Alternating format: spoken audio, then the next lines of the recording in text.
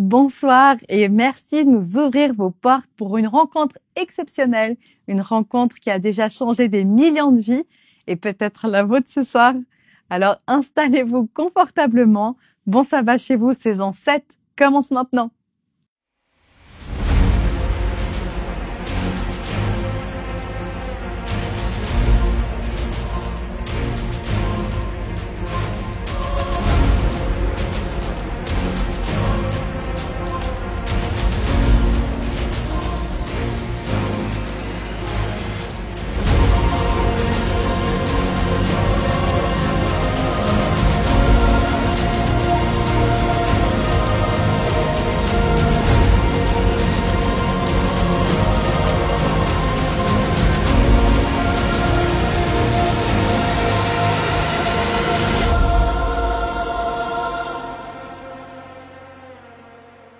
Bienvenue pour un nouveau numéro de la 7e saison de Bon Sabbat chez vous, placé sous le signe des rencontres marquantes entre Jésus et quelques-uns des personnages bibliques de son époque.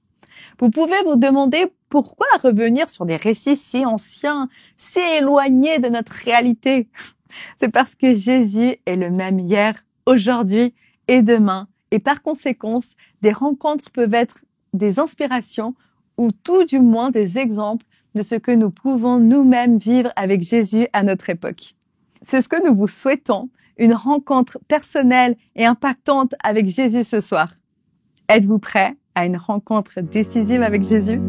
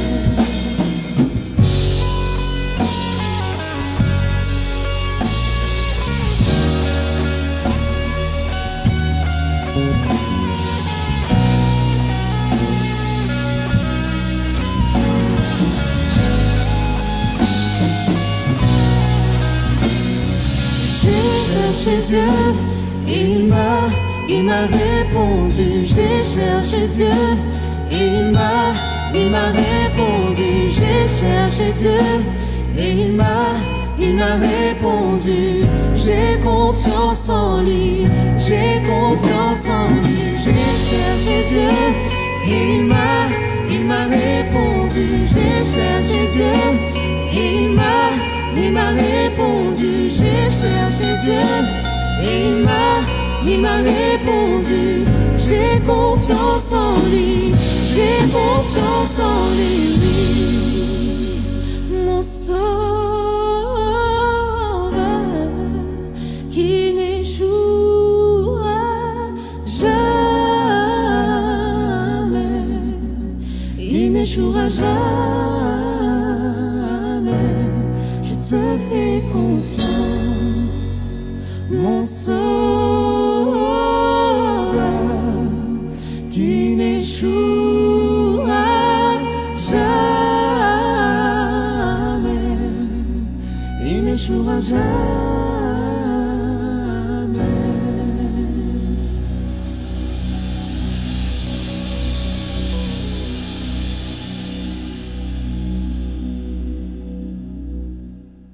Juste avant les chants que nous venons de chanter, je vous ai posé une question. Vous vous en souvenez? Je vous la répète. Êtes-vous prêt à une rencontre décisive avec Jésus? Une rencontre marquante, mais aussi engageante. C'est une vraie question de toute personne devrait se poser. Si vous aviez l'opportunité de rencontrer Jésus aujourd'hui, comment réagirez-vous? La Bible regorge de rencontres entre Dieu et l'humanité. Durant cette saison, nous vous présentons quelques-uns, mais la liste est bien plus longue et chaque rencontre a été décisive, mais aussi différente, chacun ayant réagi à sa manière. Ce soir, nous vous présentons non pas un, mais 3 personnes qui ont rencontré Jésus. Et leur réaction n'est pas du tout égale. Pour en parler, nous avons le plaisir de recevoir pour la toute première fois dans l'émission notre ami pianiste et pro de la vidéo, Dolson. Écoutez attentivement.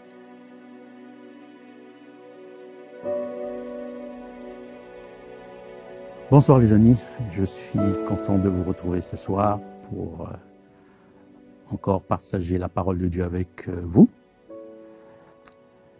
Ce soir, je voudrais vous parler de encore une autre rencontre, parce que nous sommes dans cette lignée des différentes rencontres que Jésus a fait.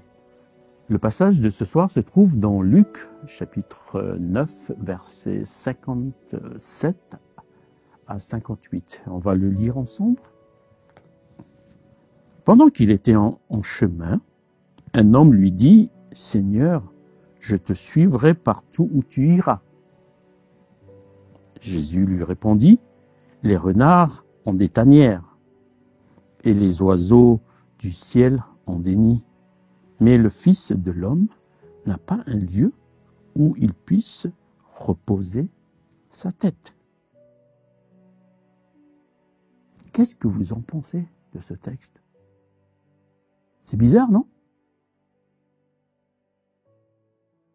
J'ai l'impression que Jésus, il est en train de dire que, je vais extrapoler, il est en train de dire qu'il est SDF. Il n'a pas un endroit où dormir. Quand on lit la parole de Dieu, on voit tous les amis qu'il a dans la Bible. Et là, il dit, je n'ai pas un endroit où poser ma tête.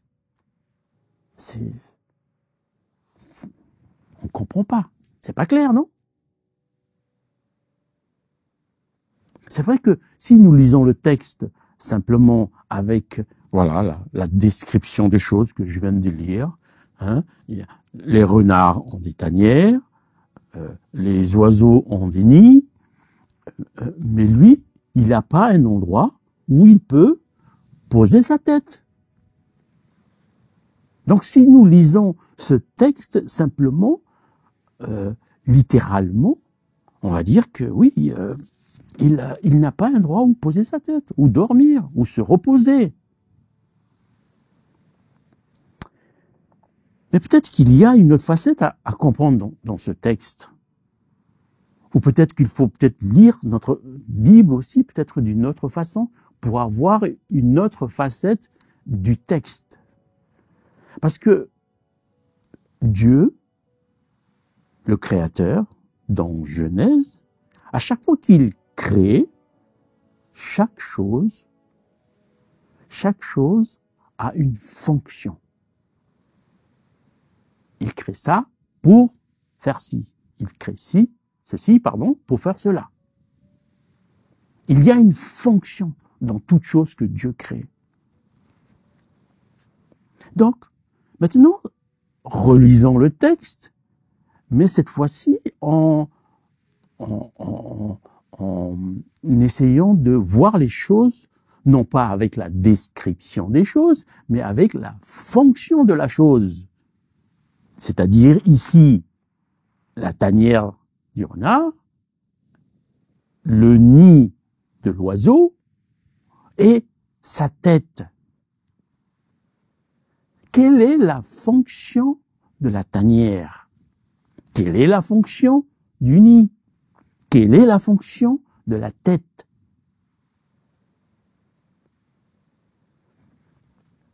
Moi, je comprends ici que la fonction de la tanière, c'est d'élever les louveteaux jusqu'à maturité.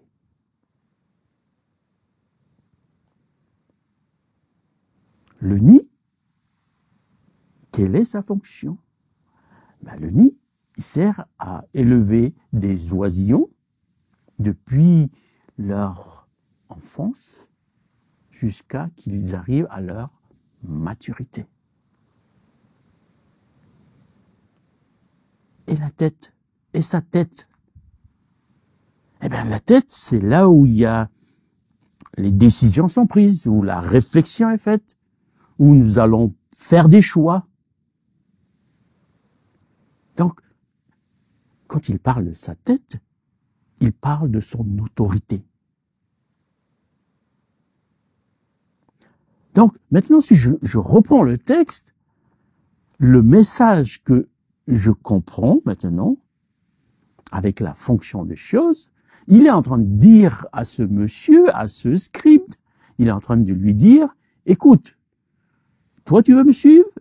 Moi, j'ai besoin d'hommes et de femmes qui ont une maturité sur la terre, sous la terre et dans le ciel,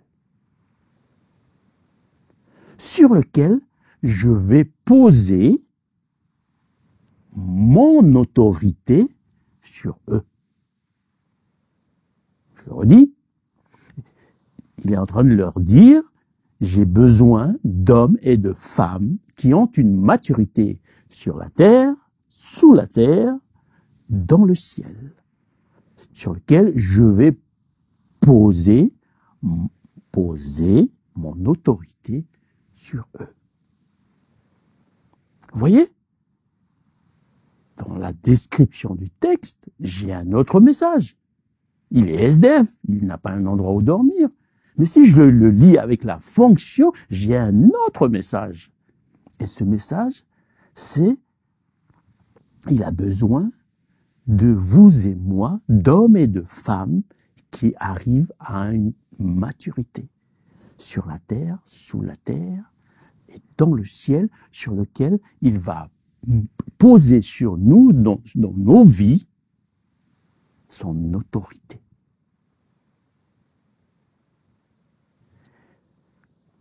C'est pour ça que, quant à la résurrection, dans Matthieu 28, 18, Jésus vient, se rapproche des disciples et il leur dit, mais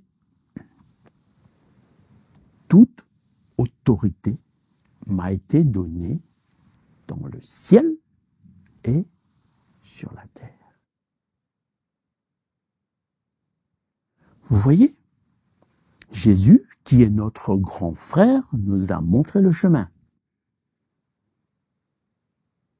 Qu'il est important que nous rentrons dans notre appel. Il est important que nous rentrons dans quoi nous avons été appelés, dans quoi nous arrivons à maturité. Et quand nous arrivons à cette maturité-là, eh bien, dans ce processus, il pose dans nos vies, il pose sur notre vie son autorité. Donc, c'est le message que je voudrais laisser avec nous ce soir pour bon sabbat chez vous. C'est de peut-être s'analyser, refaire un point de notre vie, où j'en suis dans mon processus avec Dieu, dans ma relation avec mon Dieu, où j'en suis. Est-ce que je suis arrivé à cette maturité sur laquelle il va poser son autorité dans ma vie? Ou bien ça va être encore difficile, ou j'ai encore du chemin à faire? Mais ça veut dire quoi? Recevoir cette autorité. Hébreu nous en parle dans Hébreu 5, verset 14. On va le lire ensemble. Mais la nourriture solide est pour les hommes fait, pour ceux dont le jugement est exercé par l'usage à discerner ce qui est bien de ce qui est mal. Je le relis. Mais la nourriture solide est pour les hommes fait, pour ceux dont le jugement est exercé à l'usage à discerner ce qui est bien de ce qui est mal. Ma version, que je viens de la lire, il parle de jugement. J'ai un jugement. D'autres versions vont parler de mes sens. Que mes sens soient exercés à discerner le bien du mal. Le sens. Alors peut-être qu'il faut regarder nos sens, c'est-à-dire le toucher, le nez, la bouche, l'écoute, ce que je vois. Nos 5 sens dans le corps, mais aussi nos 5 sens dans notre âme et nos 5 sens aussi en esprit. Et que ces sens soient exercés à discerner le bien du mal. Donc, le message que Jésus partage avec ce scribe, avec ce monsieur, le message qu'il est en train de lui dire, c'est que, écoute, moi j'ai besoin d'hommes et de femmes qui ont une maturité sur la terre, sous la terre, dans le ciel, sur lequel je vais poser mon autorité. Des gens qui ont leur sens éveillé, exercé à discerner le bien du mal, pour faire des joies qui sont en accord avec l'Éternel. Donc, pour ce soir, pour bon sabbat chez vous, je voudrais que peut-être relire maintenant notre Bible avec cette facette-là. Quelle est la fonction de cette chose que je suis en train de lire? Parce que peut-être il y a un autre message à comprendre ici de la parole de Dieu. Il y a une autre facette à comprendre. Vous voyez, la description, il est SDF, mais avec la fonction, il parle d'hommes et de femmes qui arrivent à leur maturité, sur lequel il va poser son autorité.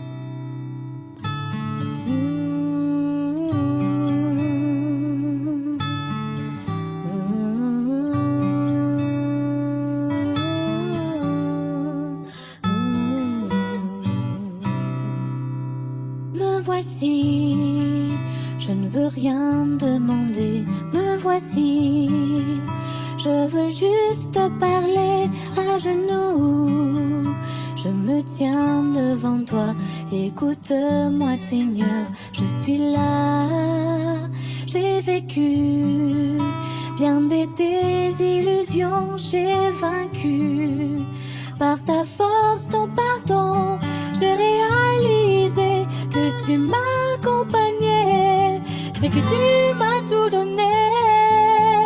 Oui, je veux te remercier simplement pour chacune de tes bontés.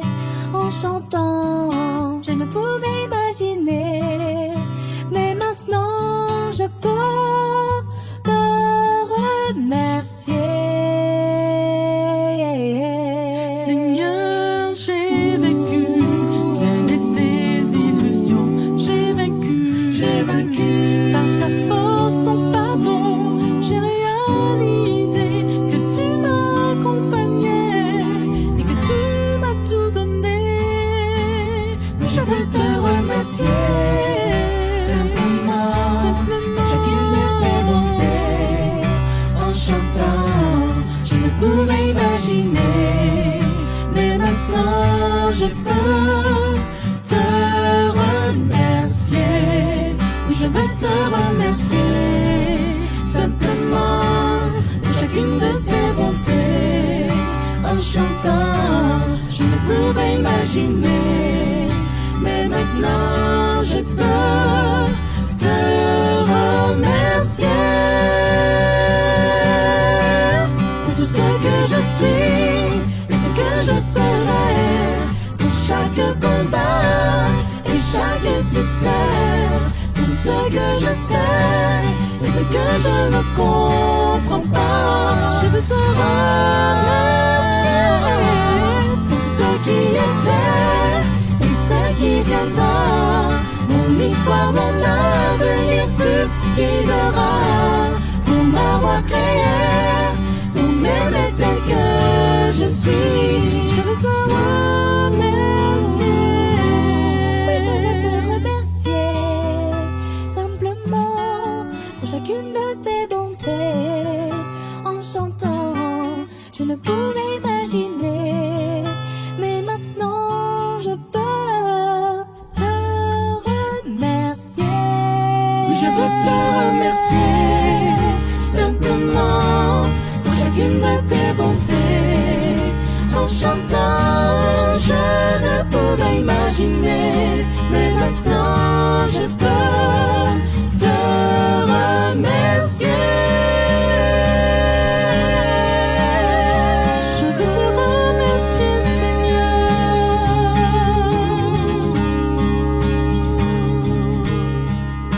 Me voici,